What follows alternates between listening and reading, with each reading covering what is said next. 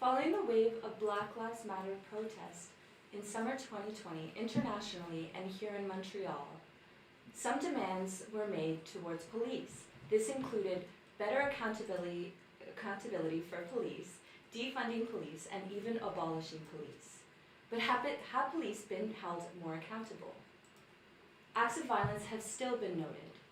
Most recently, earlier this month, police were pepper sprayed a man at close proximity as a result of a mental health check. Today we invite Leonora Indira King. She's a community organizer and former candidate in the Montreal municipal elections, running in Park X under Quebecers, Montreal. Hi Leonora, welcome to the show. Hi, thank you. Can you hear me okay? Yes, I can hear you great. Thanks so much for coming. Great. So I guess we'll get into it. What was your initial reaction hearing about the police response to this mental health check? It was like really disturbing because I'm like, this is such a big issue. I think we have to get away from that thinking, you know, that they're the default response. In certain cases, do you think that racism plays a role in furthering a bad response towards things like mental health checks, interactions by the police?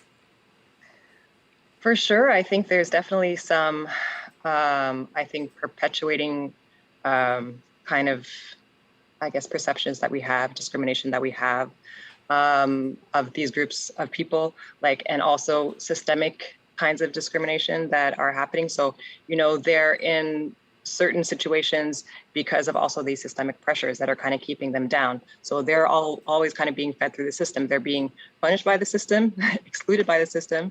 And then, you know, we need to be refinancing, I would say, the community sector and the mental health sector, or the healthcare sector, so that they are the ones that are applying what I would think would be the most effective approach. Thank you. I guess to get there, what does it look like? How can we reinvest? Oh, we were trying. Well, at the municipal elections, that was one way that we were trying, you know, to kind of just expose, you know, using data, using statistics to show that, you know, a lot of the police interventions already, I would say like maybe around half, are involving people that are struggling with homelessness, mental health issues, and addiction. And these are things that are social problems, social issues. So they need social responses and social interventions. So we definitely were trying to expose this, as I said, using data and statistics, standing up for something, and going to the city and pressuring them with certain motions on racial profiling or some of the data which I just mentioned, to encourage them to just approach this from a different perspective, primarily from a prevention perspective too, because if it is about economics, if it is about financing, a preventative approach is going to be better in the long run. We will save money on the system if we can prevent certain kinds of criminality or mental health problems from, accelerating or worsening. So for sure, municipally, in terms of the politics was one way in which we were trying to push for that. I was disappointed in terms of seeing some of the bigger parties and their approaches to police financing and how actually they were not going to defund. And in fact, now with the Projet administration, they will not only be adding more police, but they will also be adding a significant amount to the police budget. So this was disappointing. After everything we've been fighting for, we have to keep fighting. We have to keep fighting. We have to keep pushing them. And it is, when you, at the municipal level, when we have borough council meetings, your local representatives can push these motions up to the city. So we can put pressure. We definitely can mobilize and put pressure, and we have to keep doing so. Thank you. Just on the note of disappointment, I just kind of want to break down the numbers here. So in 2019, the Montreal Police's operating budget was over 662 million. This is just to kind of compare numbers. At the same time, $115 million was allocated towards social housing. And in June of 2020, Montreal Mayor Valérie Plante was open to redistribute funds. This was in reaction to the protests going on in Montreal, protests going on internationally in support of the Black Lives Matter movement. Yet, however, in the fall, the budget was actually increased by $15 million. And as you were alluding to, with the most recent municipal election, Plante had pledged to hire 42 new officers to address gun violence with $5.5 million in funding. I guess I'm just kind of curious to hear your thoughts on this, and also with funding increasing, how can we really push forward to prevent future funding boosts and actually hold the police accountable through providing more funding towards the sectors that need it and the preventative measures that you were discussing. Mm-hmm. Yeah, I was surprised by that, to be honest, because there was that flip that happened. And I'm wondering what happened during that time. Was there pressure from the police? Is that why she came around? Was there pressure higher up from maybe the provincial government? I'm not sure.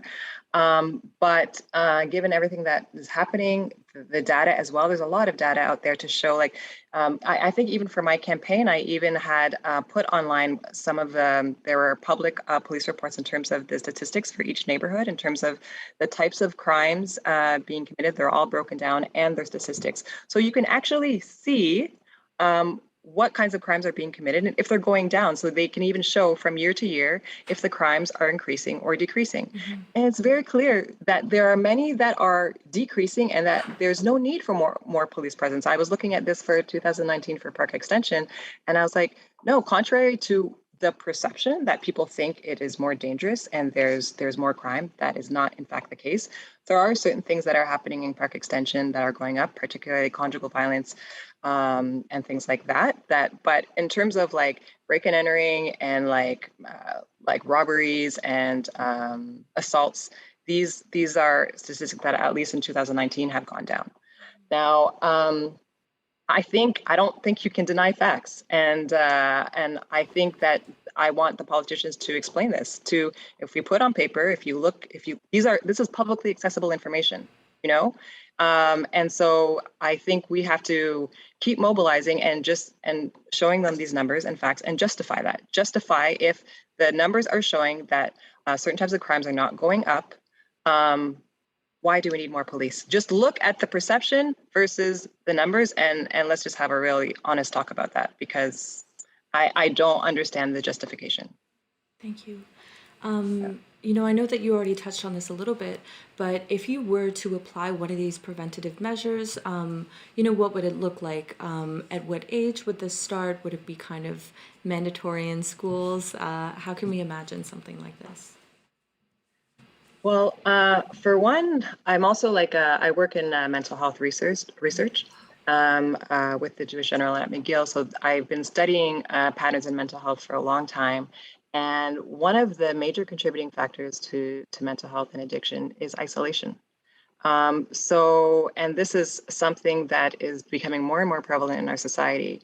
And I think if there were more community initiatives to break that isolation, to make sure people are supported, this can already go miles in terms of prevention, making sure people have someone to talk to, someone to just bounce off their feelings, to express, learn how to express certain things in a healthy way, teach them coping strategies, things like that. Again, these are things that come from the community sector, though. So we need to make sure the community sectors and the community organizations are properly funded to do this work, to do the outreach, to go into communities, and whether it's schools, whether it's through churches, and other places where people gather, to kind of just do some general education outreach, let them know what resources are available, what supports are available, so that rather than, getting to a point where it's too late, no, you go and talk to someone when something's off, when you're struggling with something. You have someone you can confide in, get advice. In terms of cycles of violence too, how do we help people rather than fighting violence with violence?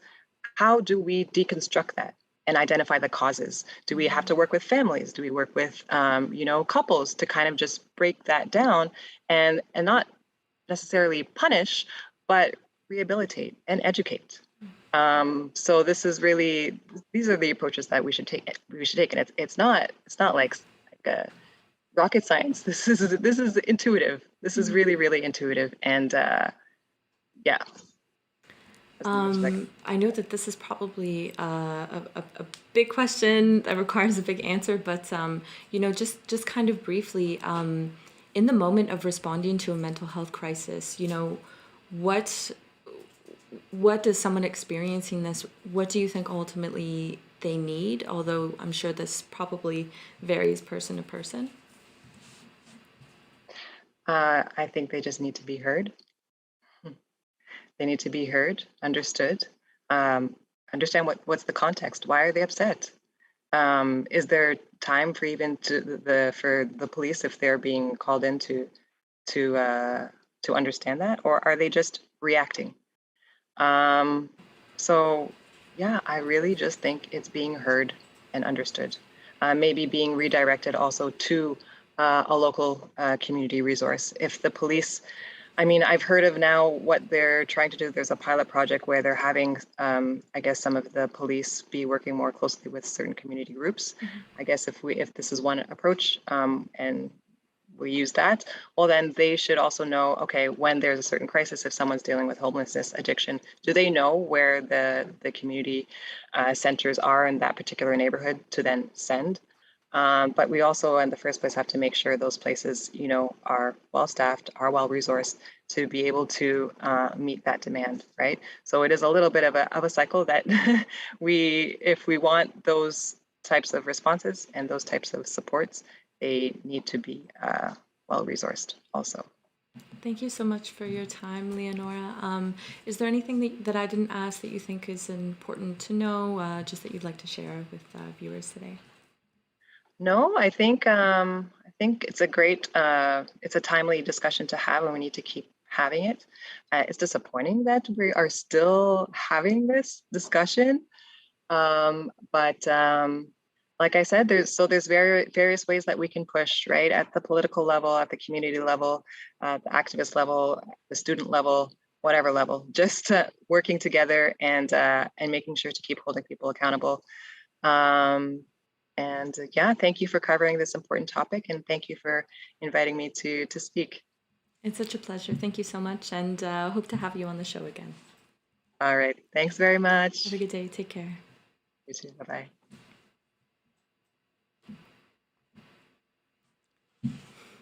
In a recent report published by Le Devoir yesterday, citing that Aboriginals and visible minorities are overrepresented in statistics of Quebecers killed by the police, what are some of the highlights of these statistics?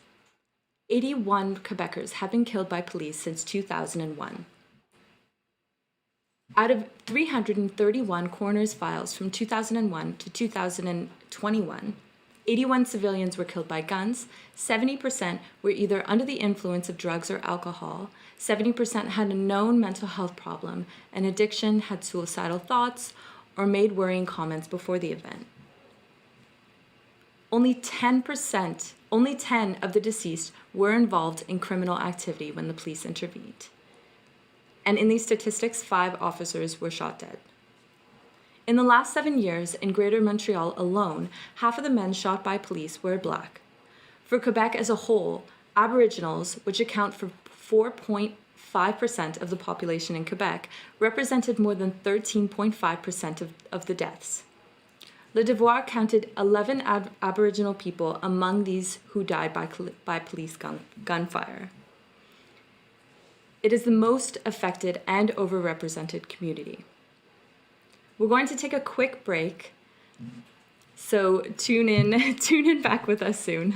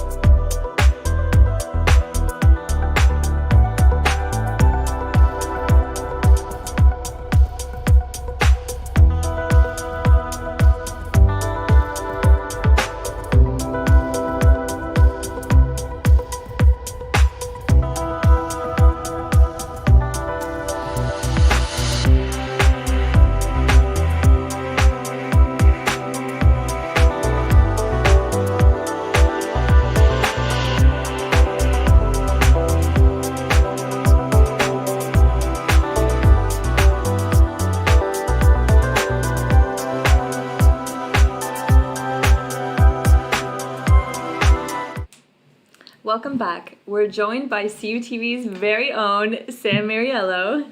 Sam, thanks for joining the show. Oh, it's my pleasure to be here. So you are against policing and not having police respond to mental health checks, is that right? Yeah, exactly. Okay. And, what has been your experience in witnessing police brutality in Montreal? Well, what we can witness is that these checks are often way more violent than they need to be, especially when we look at like mental health. Can I talk about that? Mental health? Of course. Mental health checks. Why is a gun being brought to a mental health check? And this is just like something that we need to think about, and we need to determine if it's actually like appropriate.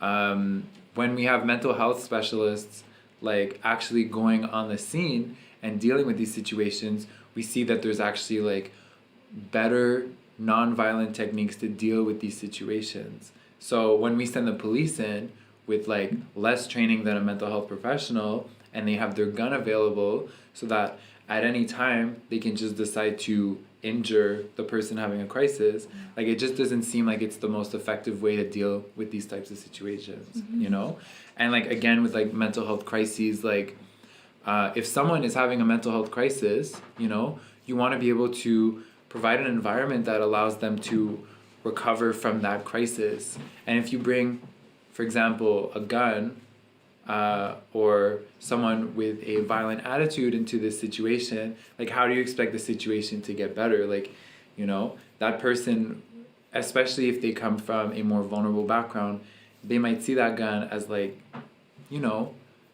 a very possible form of violence that they're going to experience, It just doesn't seem like it's the most convenient approach to the situation. Yeah. Even on that note, you say like, why are guns being brought to mental health check-ins? Sometimes there's even tasers being brought in. A few years back in Toronto, there was a case where a man actually died during a mental health check because he was shot with a rubber bullet. I guess. Yeah, doesn't seem appropriate. I mean, doesn't seem like that situation should have ended that way, And like, there's this like funny joke like, oh, like McDonald's cashiers are better at de-escalation than the police. And like, the thing is like, there's many people in the city who deal with people under mental health crises who do not have a gun and who are capable of resolving the situation. So why do the police have that opportunity? And are we confident that they are held accountable to the decisions they make in those situations? I asked our earlier guest, Leonora, the same thing, but I'm curious what you think. As the city has been increasing the budget towards the SPVM every year, do you have faith that, within Valérie Plante's next term or, within our futures, we can see a Montreal that, has defunded police, has these programs where non-police representatives are responding to mental health crises? Well, I mean, thanks to like movements like BLM, Defund the SPVM, even Montreal in Action, like we are starting to have more discussions with Montrealers about effective ways to manage our SPVM budget. And I think there's a lot of hope. I think a lot more people are invested in this discussion now. And we also have evidence that a great majority of Montrealers do support a reduction in police spending. Like, it doesn't reflect in our political party yet, but we can still continue to apply pressure and move forward with something that Montrealers are asking for. And I guess, what kind of actions can we do to make this happen, whether it's protesting or anything outside of this?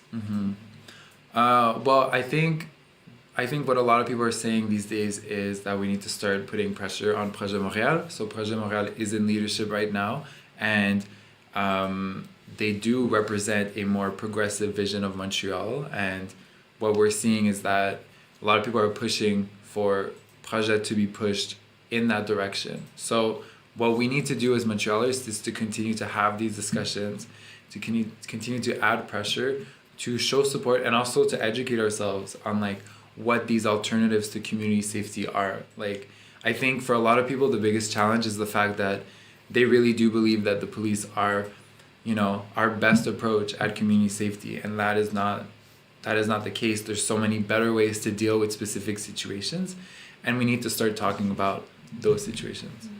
Thanks, Sam. Is there anything else that you think is important for us to keep in mind? I know there's probably a lot on this topic. Honestly, I think the challenge now is to apply pressure on Projet Montréal, to have effective ways to apply that pressure, and to continue to educate Montrealers on the fact that we don't have to be so violent towards each other to create a sense of safety. We can actually build real safety for our communities if we engage in those discussions. Yeah. Thank you so much. Appreciate your time. No we're going to take a quick break, and when we come back, we'll be speaking with Ted Rutland. See you soon.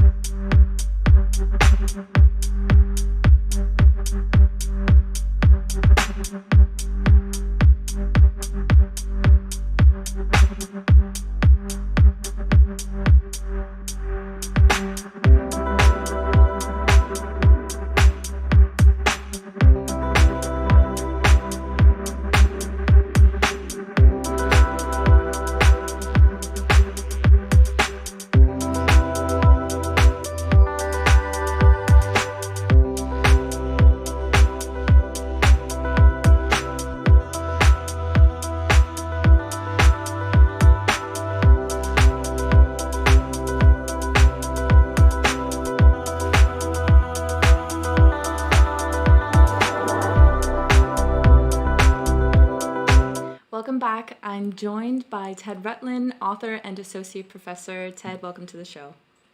Thanks for having me. Thanks so much for coming. So we spoke actually a little while ago, a few episodes ago, and last time you were on the show, we spoke a lot about gun violence in relation to the former Montreal municipal elections, and how Coderre and Plante, they really use this in order to mobilize for higher SPVM spendings and profits, What are your thoughts on the outcome of the election in terms to bettering police accountability? Well, unfortunately, we had an election in which Denis Coderre and Ensemble Montreal came out of the gate with a highly repressive vision of public security, mobilizing public fears, and positioning itself strongly against the Black Lives Matter movement, defund the police movement, against any kind of police reform. So, out of the gate, we had Coderre saying we need to not defund, but better fund the police.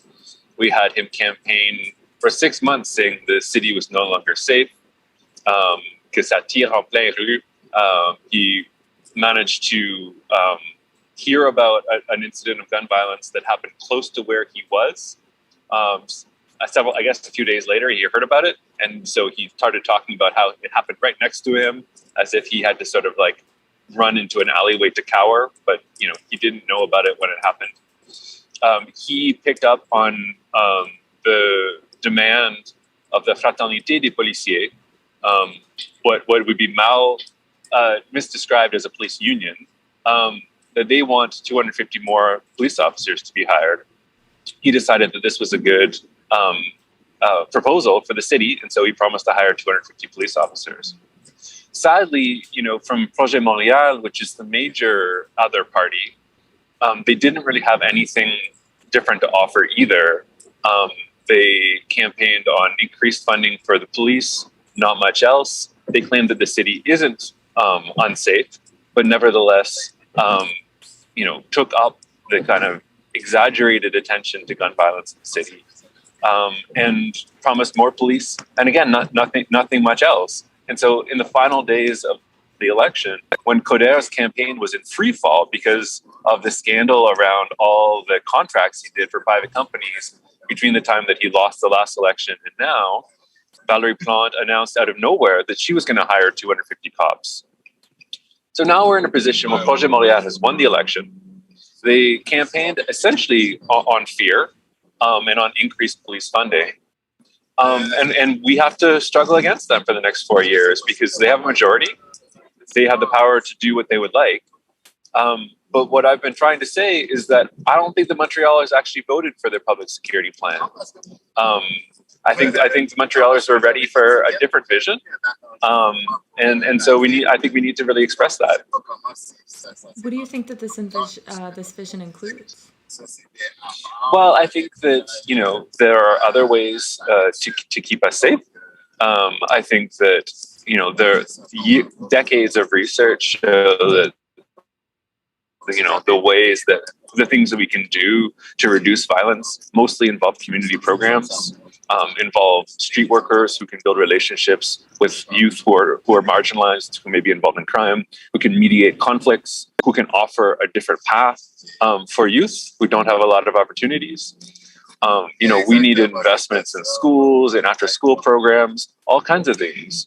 A lot of cities are moving towards having a 911 service that can send the police, ambulance, and fire, but also civilian squads to deal with things like homelessness, drug overdoses, mental health crises.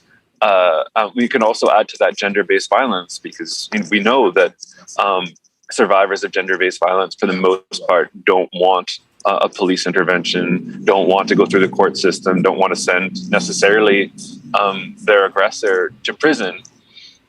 And so I think, the research is there on that front. I think the sentiments of the public are there. We have community organizations doing this work already, doing popular education and building support for it. So it's a pretty simple matter, actually, to just start moving in that direction where we rely on each other, we rely on community programs to keep each other safe rather than police violence. Just building on you talking about Projet Montreal, was it surprising to you that Valérie Plante backtracked in the fall of 2020, after the summer of BLM protests, essentially, where she said that she was open to redistributing police funds? It didn't surprise me, but I was nevertheless disappointed. I think that it's a party that grew out of gentrifying neighborhoods, that came to power first in the plateau, that has built power in other central city gentrifying neighborhoods that are, full of sort of upwardly mobile people, predominantly white. And they haven't, they're not based in communities that are affected by police violence. They're based in communities that I think could support changes, including defunding the police and real action on police reform. But I think Projet Montréal is betting that they can win their votes without meeting that interest in change. They don't do very well in neighborhoods that are really affected by violence, that are affected by police violence. And so it's not entirely surprising, but it's nevertheless disappointing because I think their constituency, is ready for this, and they could become a stronger party that actually wins votes in communities targeted by policing if they offered something different. And, I think that they don't seem to necessarily get that it's not a debate between taking public security seriously and offering the police more funding. That in fact, as many, Black Lives Matter activists have been arguing for years, and other activists going back even further, that the best way to make people safe is to defund the police. The police don't keep us safe. The police augment the vulnerability of plenty of people, and at best repress violence and other crime after the fact. But if we're talking about prevention, if we're talking about preventing violence in the first place, it's not the police that are going to do that. And so if we overinvest in police and underinvest in everything else, we're just going to have more violence. On the note of defunding the police, alternate opinions have been, asking for better police training. What do you think of something like this?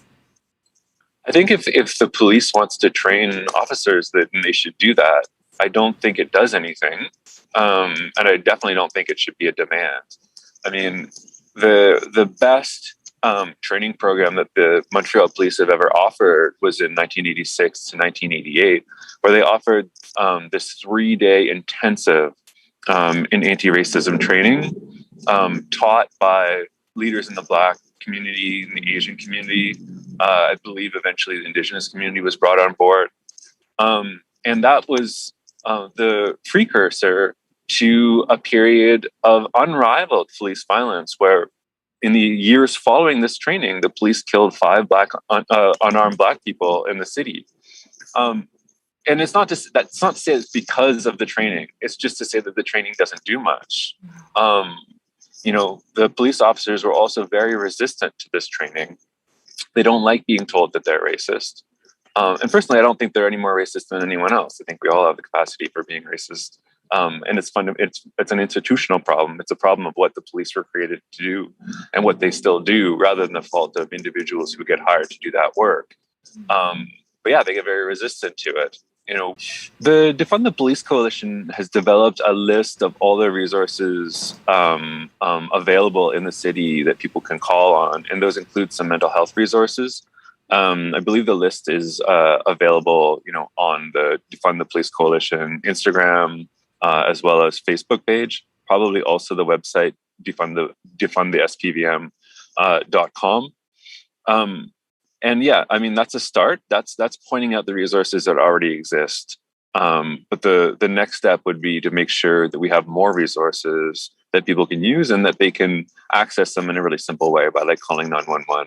Because it's heartbreaking the number of times that people call 911 because a friend or family member needs help. Sometimes they call for an ambulance, but then the police get sent anyway. Mm-hmm. And, there are a lot of people who've seen loved ones get shot down by the police right in front of them after they called for help. So there's stuff that people could do. if you want to download that list and keep it close, that's a great thing. Also, we need to be fighting so that people don't have to hear about a list on CUTV and download that on their laptop to be able to get the care that they need. Thank you so much, Ted. Is there anything I didn't ask that you think is important to share today? I mean, one thing is, the Projet Montreal doesn't have to follow through on their promise to hire 250 police officers. I don't think we voted for this. And whether those 250 police officers get hired or not will be decided in the next 2 weeks, because the party is in the middle of developing their budget for 2022. And so for anyone watching or listening, I would encourage you and encourage all your friends to take a moment and either call a Projet Montreal representative or write them an email. Tell them you don't want them to hire the 250 cops, and tell them what you'd like the money spent on instead. If people if people express what they feel and it's their own feelings, that matters more than, just sending a message that everyone's sending. And so there's lots of people, we have a lot of needs in this city. That money, we're talking about $200 or $25 million a year that it would cost to hire those cops. We could use that for many things. So what do you want that money spent on instead? Thank you so much, Ted. It's been such a pleasure speaking with you as always. Appreciate your time. Thanks very much. Thanks for running a great show. Thank you so much. Talk soon. Have a good afternoon. Thank you. Bye. Bye, Ted. Thanks so much, everyone, for tuning in. If you want to keep up to date with future episodes, you can follow Local 514 on YouTube, and you can follow CUTV Montreal on Facebook, TikTok, Twitter, and Instagram. Thanks so much for watching. See you next time.